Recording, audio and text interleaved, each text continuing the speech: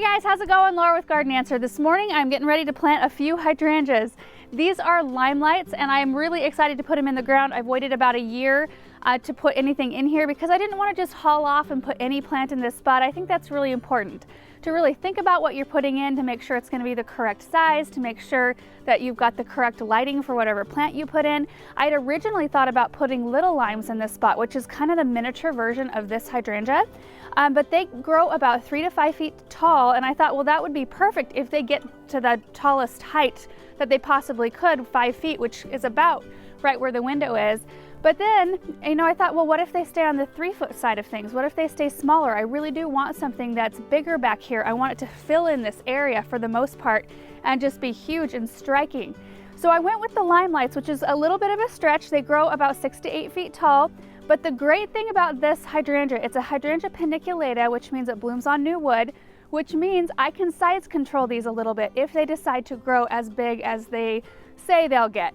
So, late winter, early spring, I can come in and kind of prune them down, and then I know that every year I'll still get new blooms on them. And the other reason I thought that this would be a really good choice up here is that our roof is right up here.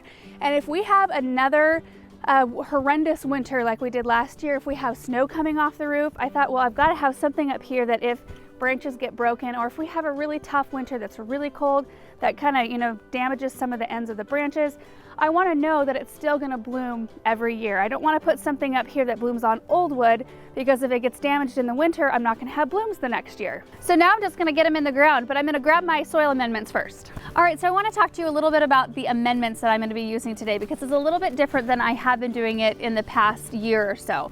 So when I dig my hole, of course, I'm going to be digging it a little bit wider than the plant can and about the same depth. And then at the bottom of the hole, I'm going to be putting a little bit of gypsum, which I have right here in this bucket. And what gypsum does is help break up hard clay soil, which we have here. And it also helps condition the soil.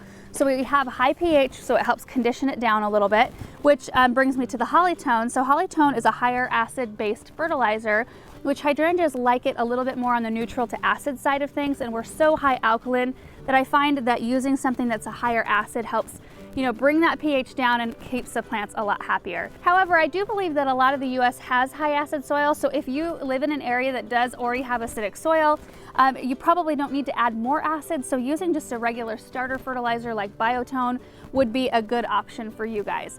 I'm also going to be working in some planting compost around the root ball. So when I get the soil out of the hole, I'll work in some planting compost in with that native soil, and then that's what I'll backfill with around the root ball. Now this is a little bit different than I've been planting things over the past year, because I was encouraged when talking to some people in the industry, some growers, that plants don't need quite as much fuss as we give them. They don't need as many as soil amendments. But I planted some things like that last year and I wasn't blown away by the results. They're doing okay, but they just haven't really done a ton. So I want to go back to the way I used to plant things in our area and had success with, just to see how these plants do. It kind of brought me to the conclusion that there really isn't a 100% correct way for everyone to plant everything in every single region. I have, hard conditions. We're zone 5, high desert.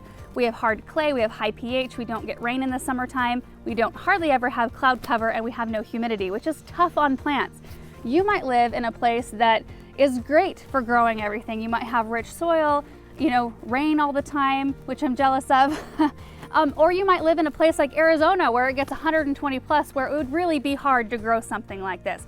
So everybody just has a different situation. So all of that to say, I just wanted to encourage you guys that if you haven't had wild success yet with the things you're trying to grow, keep at it. Talk to your local garden center, talk to people who garden in your area, because most of the time they'll have some really good tips and advice on what to use that's really specific for your area that'll really help out your plant. Because let's say you watched one of our videos where I used Hollytone to plant one of these hydrangeas, and so you decided to use the same thing. Well, maybe you live in an area that already has high acid soil, so what you did was add acid on top of more acid, which didn't actually help your plant out. So knowing a little bit more about your specific area can be really helpful, because maybe you'd need to adjust your fertilizer and use something that doesn't have quite as much acid. Okay, let's get these in the ground.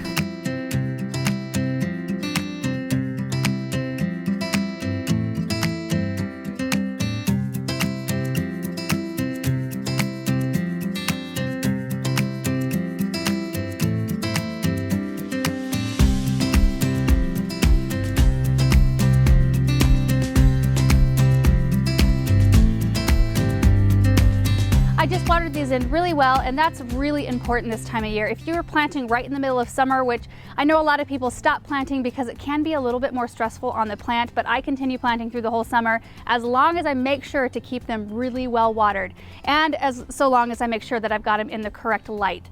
So this area right here, it's really quite early in the morning right now, so they're a little bit shaded, but they'll get a block of sun here probably from about 9 o'clock until maybe about 2, which is perfect for hydrangeas. It'll make sure that they'll bloom really well, they'll stay nice and full.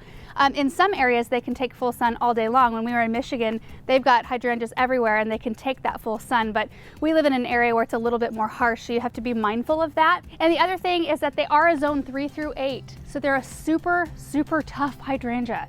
So I think that makes them hardy down to -40.